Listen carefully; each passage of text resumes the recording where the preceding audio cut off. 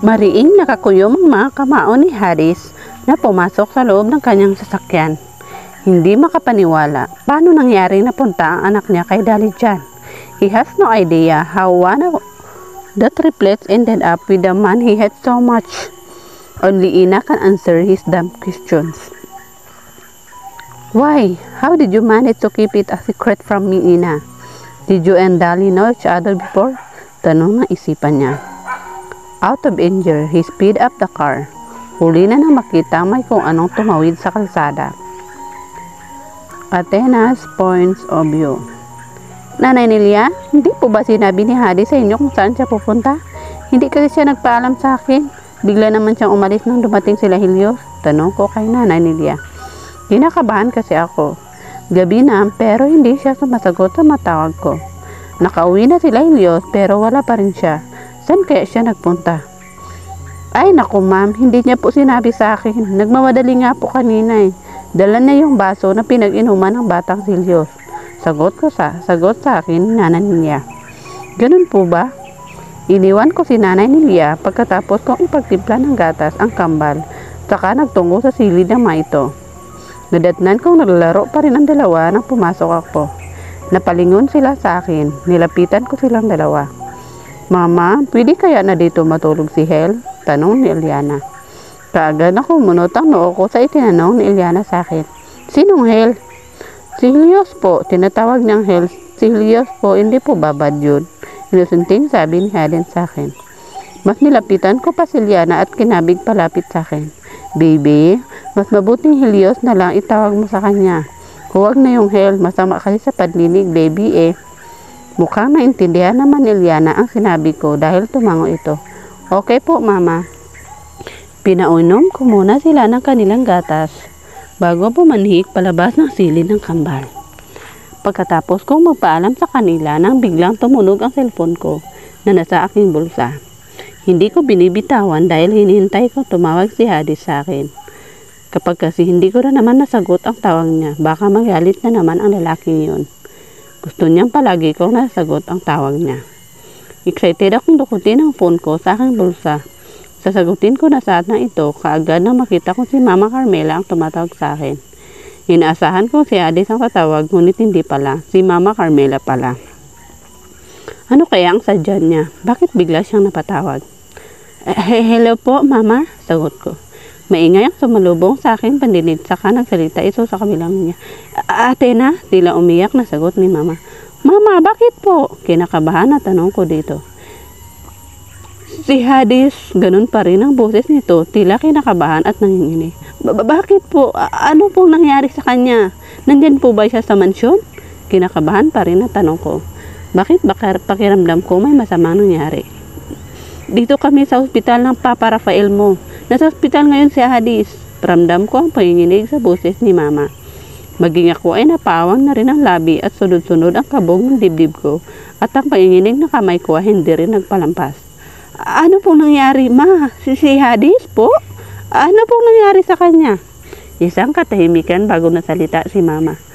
Nasa emergency room pa si Hadis at kasulukuyan pa siyang ginagamot. Naaksidente ang anak ko, Athena. Your husband had an accident. Umiiyak na sagot ni Mama sa akin.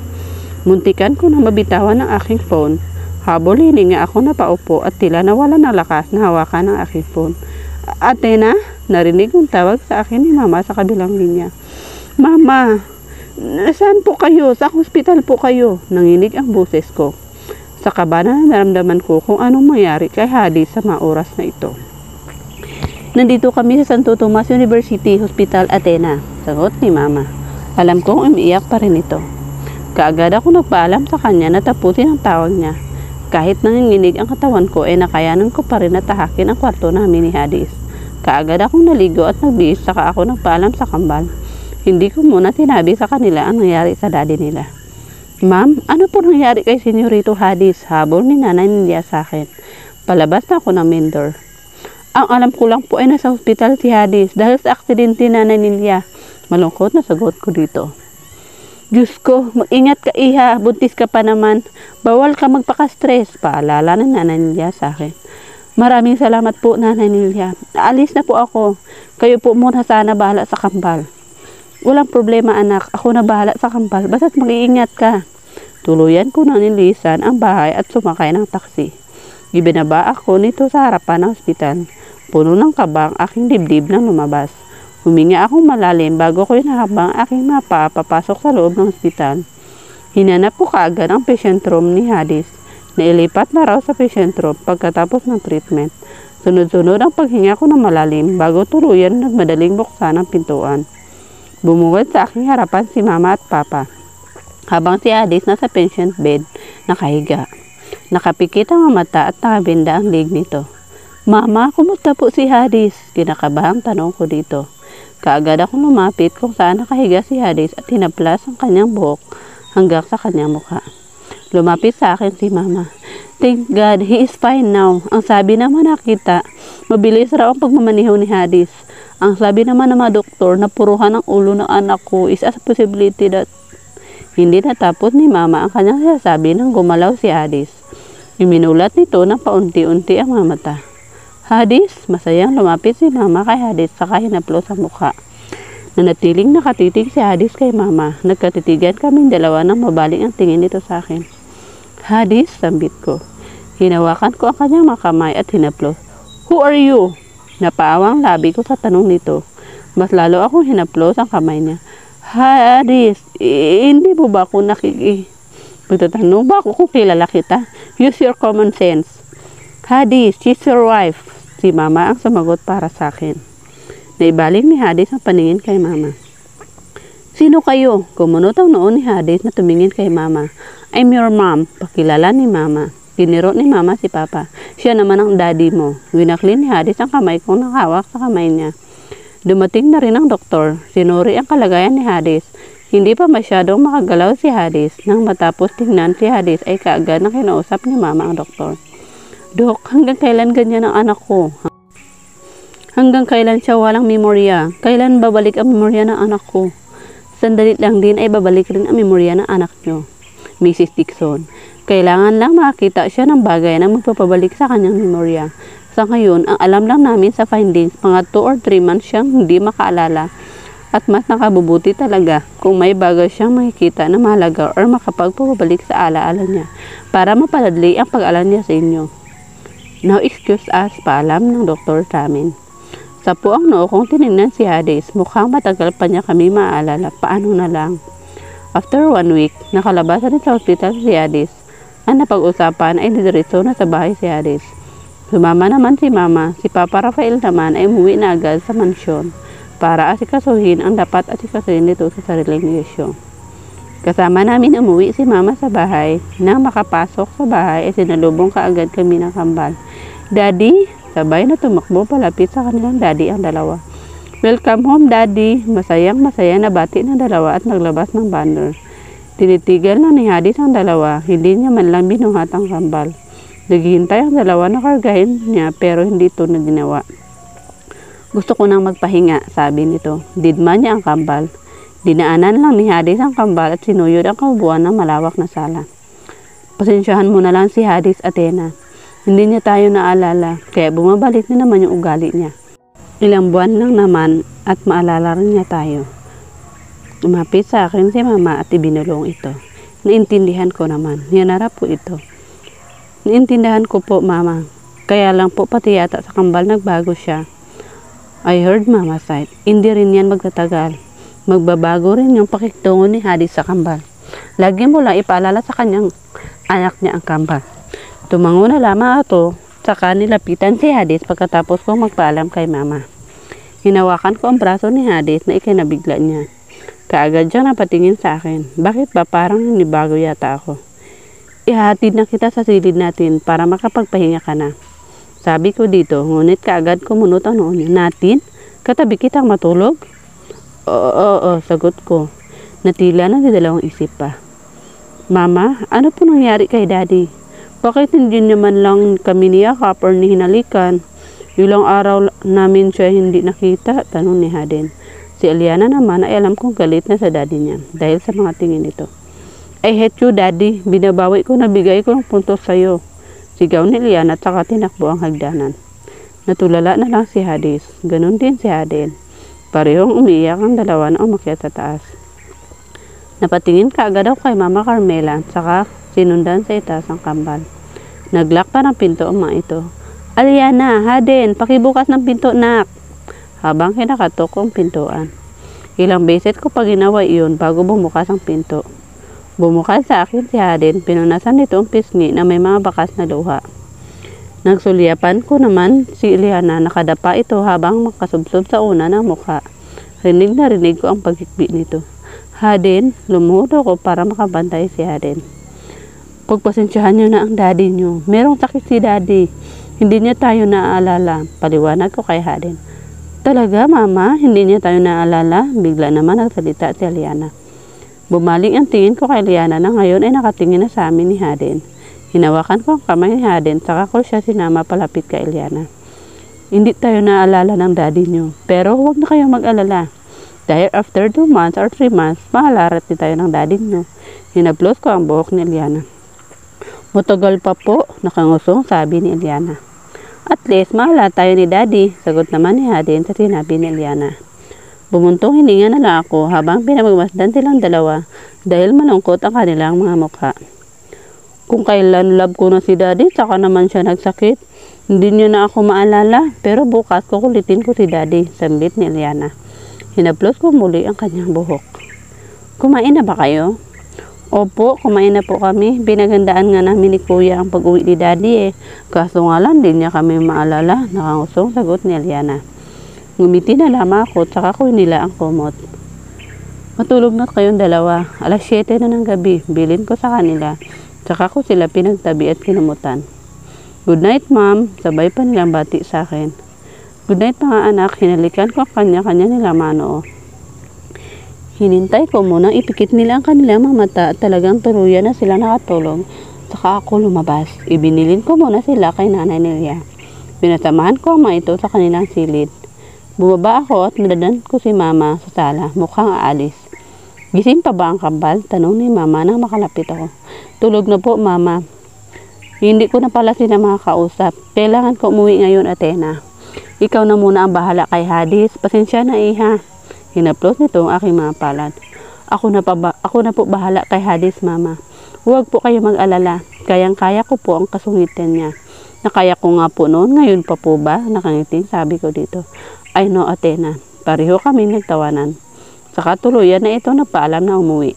Tanaw ko ang paglabas ni mama bago ako napabuntong hininga muli. Tiningala ko ang hagdan. Ilang beses yata ako pumuntong hininga bago ko tinahak ang hagdanan at tinungo ang silid namin ni Hades. Kukunin ko lang ilang mga damit ko at saka lalabas na rin kaagad.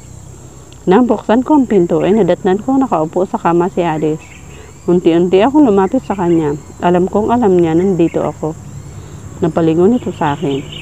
Natigilan ako sa paglalakad at nagama ang aming paningin. Tumikim kaagad ako.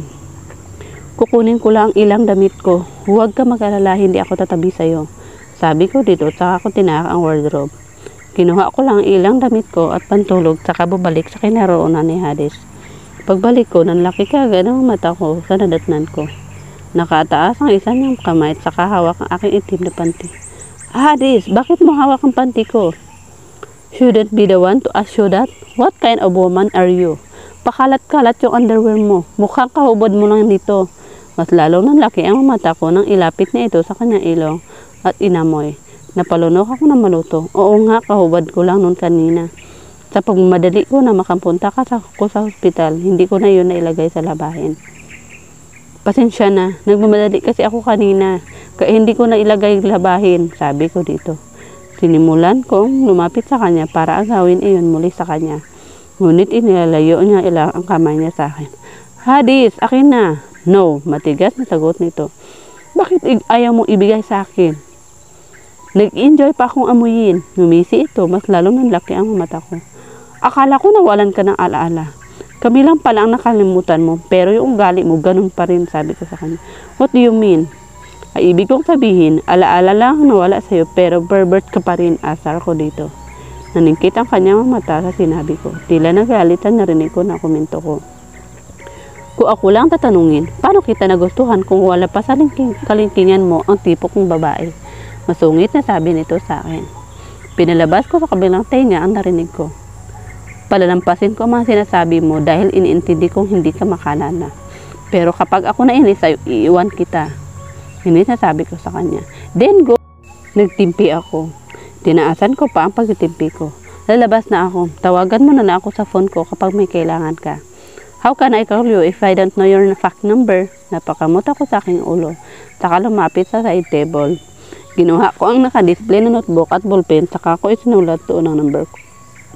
Ayan ang number ko. Tawagin mo na lang ako kapag may kailangan ka. Anyway, sa iyo na yung panty ko. Amuyin mo hanggat kailan mo gusto. Sana lang hindi ka malason sa kakamoy mo. Bye. Hindi ko na hinintay na magsalita ito muli. Tinarikuran ko na kaagad ito. Saka ko narinig ang pamumuran nito nang marating ko ang pinto. Pabalang ko isinarado ang pintuan. Kinaumagahan, maaga ako nagising para ako magluto ng umagahan. Hindi rin naman ako tinawagan ni Hadis kagabi. Mukha ang sarap ng tulog niya at wala siyang kailangan kagabi. Pagkatapos ko magluto, nagtungo ako sa sala para sana umakyat nang marinig kong nagring ang telepono. Sinagot ko muna ito. Hello? Athena, si Mama Carmela ang nasa kabilang linya. Good morning po, Mama. Kumusta si Hadis?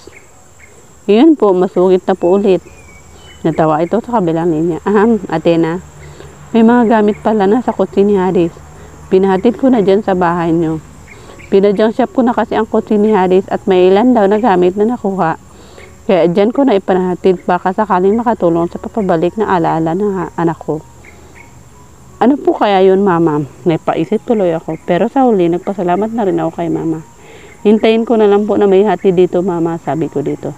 O sige, kapag nagka-free time ako, pupunta rin ako dyan. Salamat, Iha, at hindi mo sinusukuan si Hadis. Hindi po ako marunong sumuko, Mama. Lalo pa at sanay na po ako sa gali ng anak nyo. Ako ba ang tinutukoy mo? Napalingon ako sa bigla ng salita sa likuran ko. Muntikan ko pa nabitawan ang telepono. Mama, ibababa ko na po ang telepono. Nandito na po kasi yung anak nyo. Tila pabulong ko na lang nasabi kay Mama at saka ko ibinaba ang telepono. Ikaw pala, nakangiting, sabi ko. Good morning, bati ko sa kanya. What's good about my morning if you're already been gossiping about me? Tumaas ang mga kilay nito. Si Mama lang yung kausap ko. Paliwanag ko sa kanya. Whatever. Naglakad ito at umupo sa couch. Mukhang maayos na rin ang mapaan niya. Nakapaglakad na rin ang mapaan niya. Nakapaglakad siya nang hindi nahihirapan. Matuwid na paglakad niya. Hindi na ba masakit ang mga paa mo? Tanong ko sa kanya. Nakikita mo naman, di ba? Maayos na ang mga lakad ko. Malamang hindi na masakit. Use your common brain, Athena. Ganda lang ba ang meron ka? Nakagat ko ang mariin ng lower lip ko. Nagtitimpi ako. Sobrang pagtitimpi ang ginagawa ko. At least inamin niya maganda ako sa paningin niya. Magsasalita pa sana ako nang biglang bumuhat sa aming harapan si Nanay Nelia. Ma'am, meron po nagpadala nito mga gamit daw po ito ni Senyorito, sabi ni Nanay Nelia sa akin. Nang tagtingnan ko isang envelope ang hawak ni Nanay Nelia. Akala ko ba mga gamit, bakit isang envelope lang ito? Ano kaya envelope na yon? Ibinigay ni Nanay Nelia sa akin ang envelope, unti-unti ko yun binuksan. What is that? Biglang tanong ni Hadis sa akin. Isa sa mga gamit na nakuha mula sa kutsi mo, sagot ko. Hindi na rin nakapagsalita si Hadis. Ano kaya ito? Athena's points of view. Mas unahin mo pa ba yung envelope na yan kaysa sa asawa mo? Nagulat ako sa biglang pagsalita ni Hadis. Naibalik ko ang papel sa loob ng envelope. Titingnan ko sana kung ano nakasulat doon. Pero dahil nagalit ng masungit na alaga ko, kailangan ko na siyang asikasuhin.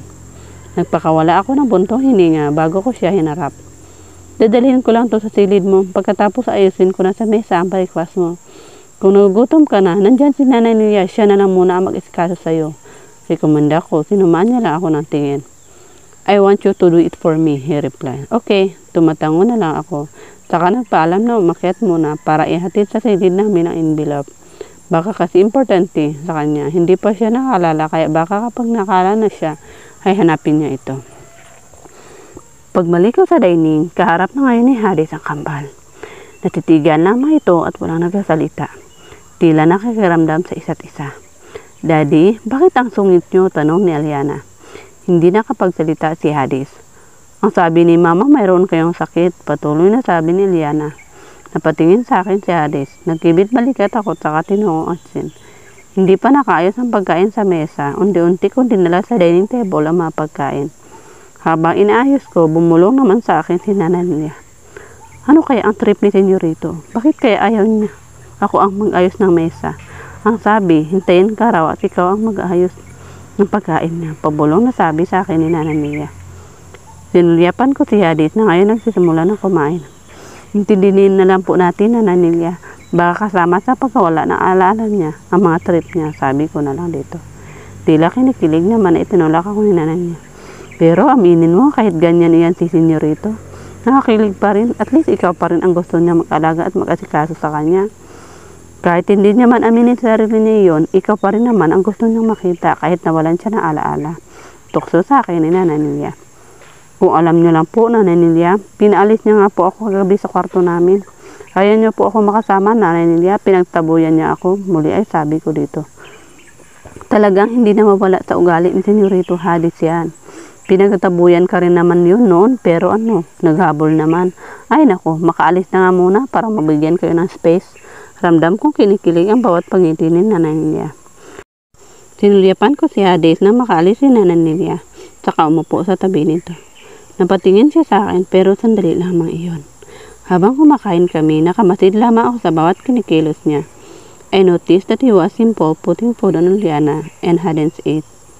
Hindi man siya nagsalita, pero alam ko kahit nawalan siya ng alaala, ay hindi niya hindi niya matanggihan ang kambal sa kulitan nito sa kanya. Nang matapos ay nagtungo si Hadis sa pool. Ako naman ay nagsikaso ang kambal sa daily routine naman ito. Ngayon ko na lang kasi ulit na isikaso ang dalawa at sobrang na-miss ko. Dahil nito mga nakarang araw ay nasa hospital ako at nagbabantay kay Hadis. Kinagabihan, pinalabas na naman ako ni Hadis. Hindi niya ulit ako pinatulog sa silid namin. Natulog ako katabi ang kambal. Kinaumagahan, nagkaroon ng bisita si Hadis. Mga kaibigan niya si Dustin at Marco. Nasikaso ko muna mga ito at nagpakilala sa kanila dahil sa tagal bumaba ni Hadis. Ang tagal naman ng lalaking yun, biglang salita na isa sa kaibigan ni Hadis. Ang pagkakalala ko siya si Marco. Malabo yata ang harapin tayo nun. Baka mas lalong naalog ang utak o kaya hindi lang utak at isip ang naalog. Baka pati ugali naalog na rin. Nagtawanan ng dalawa. Hindi nga sila nagkakamali. Dahil pati ugali ni Hadis ay nag-iba. Huwag na kayo magtaka kung sungitan kayo ni Hadis. Bumalik kasi siya sa pagkatigri. Tila pabulong na sabi ko sa kanya. Ano sabi mo? Tila pa ko ako sa aking kinatuyuan nang marinig ko ang boses ni Hadis sa likuran ko. Sa wakas, bumaba ka rin. Kaagad naman nasabi ni Dustin. Why should I waste my time with you? Sino ba kayong dalawa? Masungit na tanong ni Hadis. Kami lang naman ang mga kaibigan mo. Tama ang sinasabi ko. Pati ugali na halog rin. Muling nagtawanan ng dalawa. Kahit hindi makalala si Hadis, ay hindi pa rin matigil ang pang-asar ng dalawa. Maging ako ay napatakip na lang ng bibig dahil hindi ko naiwasan ang mabatawa. Kumunot ka agad ang ni Hadis dahil sa pagtatawanan ng dalawa. Kung wala naman kayong magandang dahilan para pumunta dito, pwede na kayong umuwi. Nakakunot noon na sabi ni Hadis sa dalawa. Nagbibiro lang naman kami, Dod. Isa pa, hindi ikaw yung pinunta namin dito, kundi sa Athena. Turo ni Dustin sa akin na palaki na mata ko. Napalunok ako sa mas lalong pagkunot ng noon ni Hadis. Ipatingin ito sa akin at naningkit ang mata. Naku, pinapahamay yata ako ng dalawang ito. Tumikim kaagad ako. Excuse me, nagpaalam kaagad ako. Sa sama ng tingin ni Hadis sa akin ay tila matutunaw ako sa aking kinatatayuan. Ano nga ba ginagawa mo dito? Bago ako makatalikod ng tuluyan ay nagawa pa akong tanungin ni Hadis. Muli akong humarap dito. Hinarap ko lang naman ang mga kaibigan mo. Ang tagal mo kasing bumaba, sagot ko dito. Bumaba ang tingin niya. Humarap ko sa nakailang ganyan ang suot mo. Punan niya sa suot ko. Suot ko ang manipis na duster hanggang sa ibaba na aking matuhod. Ang ikli nito. Wala sa oras na patingin ako sa suot ko. Hindi naman malaswa ah. Anong problema niya sa suot ko? Kahit nawalan ka ng alaala, pusisip ka pa din, Dod. Biglang asar ni Marco. Shut up. What right do you have to stare at my wife? Nanlaki muli ang mga mata ko sa sinagot ni Hadis kay Marco. Muling bumalik ang tingin ni Hadis sa akin. Go upstairs and change your clothes. I don't like what you're wearing. Masyadong minipis. Masyadong may binubusog mga mata ng malalaki ito. Maautoridad na utos sa akin ni Hadis. Kahit nawalan siya ng alaala, hindi pa rin mawala sa ugali niyang ganong asal. Palaging ganyan ang ginagawa niya kapag may kausap akong lalaki. Nakingiti kong nilisan ang sala at dumiretso sa room ng kambal. Napansin yata ng kambal ang pagkagat ko na mariin sa aking daliri. Hindi ko alam pero bigla yata akong kinilig. Mama, bakit po kayo nakangiti? Punan ni Haden sa akin. Kaagad kong itnikong ang labi ko. Kanina pa pala ako nakangiti habang kagat-kagat ang aking daliri. Wala anak, may naalala lang si mama. Nakangiting sabi ko sa kanya na si Haden. Nagbihis ako ng mas komportable at muling bumaba.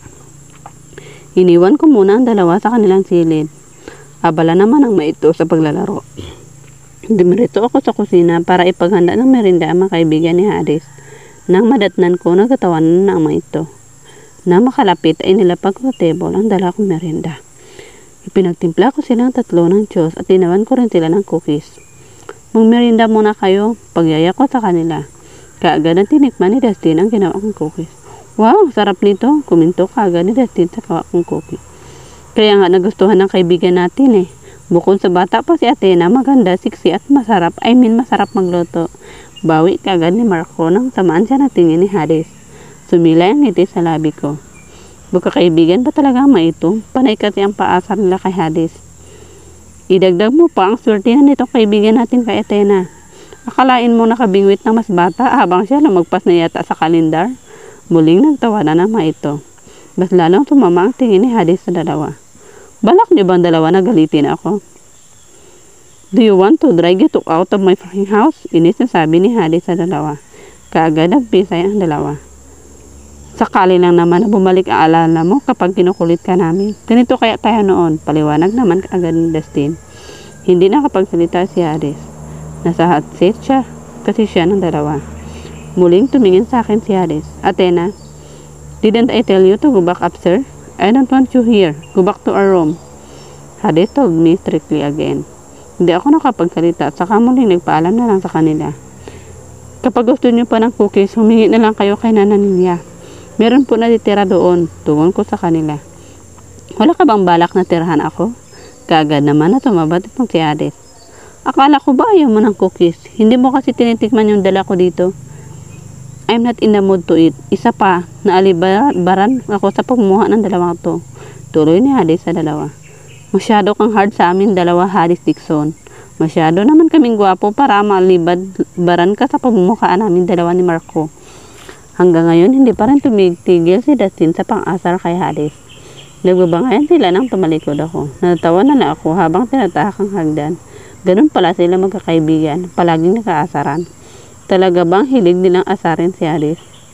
Napailing na lamang ako habang nakinita ko pa rin ang mukha ni Hadis na napipikon sa bisita niya. Kaya gustong gusto ko siyang asarin ng dalawa dahil madali siyang mapikon. Naimulat ko ang aking mata dahil namdaman kong pagtapik sa aking balikat. Pumipikit-pikit pa ang mga mata ko na tumingala para tingnan kung sino nagigising sa akin. Kinusot ko aking mata at saka tinulya pa ng orasan. Alas na ng gabi. Napabalikwas ako ng bangon sa kama. Nang muli kong tingalayin ang taong nagigising sa akin ay tumambas sa aking harapan ang gwapong mukha na asawa ko. Hadis? Bakit ba gulat na gulat ka makita ako? Nakapagtaka ba nandito ako? Tritong sabi nito sa akin. Hindi mawala ang kasungitan sa buset niya. Hindi naman. Anong ginagawa mo dito? Bakit nandito ka? I'm here to tell you to come back to our room, he said without emotion. Ha? Susilid natin? Bakit? Nagbago na ba ang isip mo? Gusto mo na yatang magtabi tayong dalawa. Tukulok ko sa kanya. Is it that what married couples do? Kung talagang kasal na tayo, bakit kita itatulak na dito matulog kung may nangyayari sa ating dalawa? Napalunok ako sa sinabi niya. Nakakapapanibago kasi wala siyang naalala kaya may kung anong naramdaman akong kakaiba. Kapag naisip kong mag-isipin kami.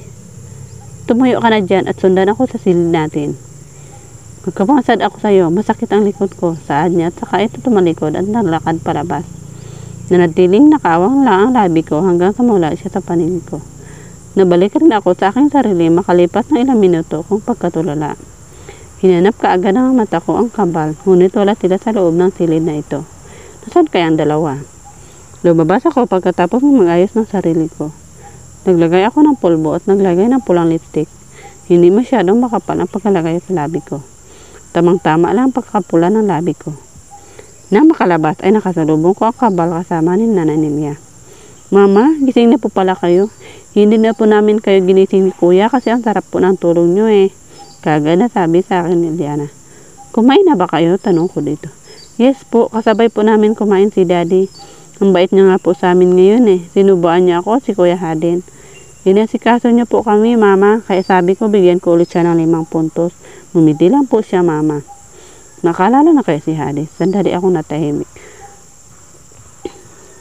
At napaisip. Sige na, matulog na kayong dalawa. Pupuntahan ko lang Daddy niyo, silid namin. Pagkatapos sunod na rin ako, okay?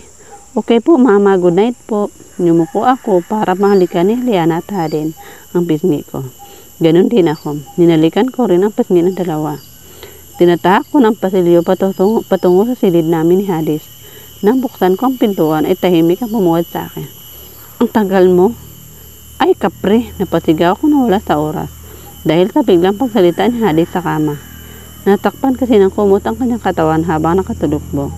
Ang lakas ng tahip ng dibdib po sa gulat kaya napahawa ko bigla sa aking dibdib. Ginulat mo naman ako, hudas ka, sigaw ko sa kanya. Hindi ko naman akalain magugulat ka sa simpleng pasalita ko lang. Umupo muna ako sa gilid ng kama at huminga ng malalim.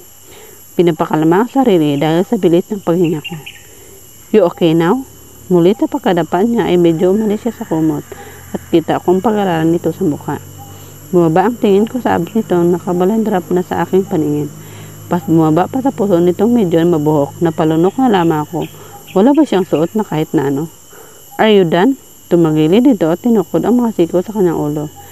Nakangisi na siya ngayon sa akin. Anong done? Done staring at me. Binaling ko kaagad sa ibang direksyon aking paningin. Hindi ako nakatitig sa'yo. Not on my face, but on my abs. Are we really married? Bakit kung makatitig ka, it's like you've never seen this body of mine before. Oo naman, mag-asawa tayo. Gusto mo ng pruweba? Sure, I want proof. Ngumisi ito sa akin. Anong gusto mo proof? Make love with me tonight. Nalaki ang mata ko sa sinabi niya at the same time napalunok. Hindi ko ibibigay sa iyo ang katawan ko hanggat hindi mo ko naalala. Nakangusong sabi ko sa kanya. Bigla siyang natawa. Do you think I also want to have sex with you? I'm just kidding, woman. I guess I can't accept the thought of having sex with you, he added. Ah, ganon. Muli siyang dumapa, saka tinapik ang likod nito. I want massage. Turo niya sa kanyang likuran. Hindi na lang ako umangal pa at lumapit na lang sa kanya. Kapag nakalala ka talaga, may batok talaga sa akin ang lalaking to. Hinawi niya ang kumot hanggang sa kanyang baywang. Umupo ako sa tabi niya at saka ko unti-unting inlapat aking palad sa likod niya. That's it, tila ungulong sabi niya. Nasarapan siya sa pagmamasahe ko. Habang ako nakatingin na lang sa itaas dahil ayaw ko ibaling mga tako sa kanyang baywang. Umupo ka kaya sa baywang ko, utos niya. Ano? Upo pa ako sa baywang mo? Narinig mo naman siguro ang sinabi ko. Umirap ako bago sumampa sa kanyang likuran. Doon ako umupo, banda sa kanyang pangupo. Napalunok na lamang ako. Minamasahe ko pa rin ang likod niya. Why are you nervous? Are you nervous that I'm here naked under the blanket? Sinasabi ko na nga ba, wala siyang kahit na anong saplot na suot. Hindi, bakit naman ako kabahan kung lahat ng parte sa katawan mo nakita ko na? Confident na sabi ko sa kanya. Hindi ko pinalata sa boses ko na kinakabahan ako. Bakit nga ba ako nakabahan? Asawa ko siya at ilang beses na rin may nangyari sa aming dalawa. Pero bakit tila nanibago yata ako sa kanya? Oh, really? Ikinagulat ko nang bigla itong tumiyaya. Nanlaki ang mata ko. Samantalang siya ay nakangisi. Tila pinaglaruan ang ramdaman kong kaba. I can sense you're nervous. Kaagad ko siyang tinulak at lumayo sa kanya. Pinagluloko mo ba ako, Hadis?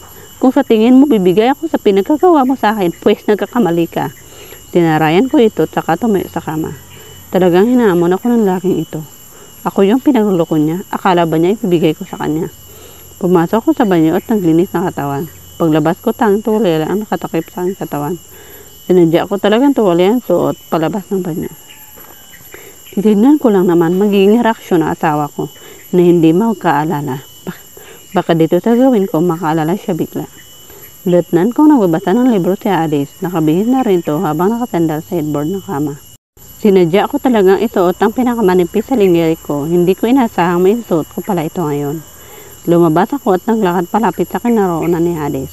Napatingin siya sa akin. Nakita kong pag-awang ng labi niya. Marin niya akong tinitigan sa mukha hanggang sa mababa sa aking dibdib. Napansin ko ang paggalaw ng Adam's apple niya. Naakit ka na ba ngayon, Hodas? Mas lumapit pa ako sa kanya. Hadis, pwede mo bang itali yung nasa likuran? Sinadya ko rin na isuot ang merong tali sa likod para mautusan ko kunwari si Alice. Napansin ko ang paglunok nito. Bago pa siya nakapagsalita, ay nakalapit na ako sa kanya. Ibinaba niya ang libro na hawak at tinimulan niya hawakan ng tali sa likuran ko. Naramdaman ko ang panginginig ng kamay niya habang tinatali ang likuran ng suot kong injury. What do you think you're doing, Athena? Sa wakas, nakapagsalita rin ito. What am I doing? I'm not doing anything. Pagmamaang-maangan ko. Are you trying to seduce me? Tanong nito. Ano sa tingin mo? Bakit kita akitin? Ganito talaga ang sinusuot ko kapag natutulog. Hindi mo na ba naalala? Ay, oo nga pala. Hindi mo nga pala maalala yung pinagsaluhan natin tuwing gabi. I intended to attract him with my sexy voice. Don't try me, Athena. There was a threat in his voice. Pues nagawa ko na, Mr. Dixon. Huwag mo na lang itanggi pa na kahit nawalan ka na alaala. Katawan ko pa rin ang sinasamba ng isip mo. Alam kong tinitigisan ka. Ako naman ngayon ang humisi at humarap sa kanya. Natulala ito sa sinabi ko, hindi nakapagsalita. Natiling nakawang labi. Well, excuse me, Habi. Tapos mo na itali ang hiri ko, kaya may iwan na kita. Paalam ko sa kanya gamit ang aking sexy voice. Saka kong ngitian ito ng pilya. Nakalayo na ako sa kanya nang tawagin niyang pangalan ko. Athena? Natigilan ako sa kanyang paglalakad. Muli akong humarap sa kanya. Where do you think you are going? May itim niya akong tinitigan. Sa silid ng kabal, hindi ba't doon ako natutulog? Sa tingin mo ba sa ginawa mo, palalabasin pa kita? Siya naman itong pilyo na umiti sa akin. At unti-unting naglakad palapit sa akin. Anong ibig mong sabihin? Hindi ka maalis dito hanggat hindi kita naangkin. Bila niya hinapit ang baywang ko at nalapitan mo ka sa akin.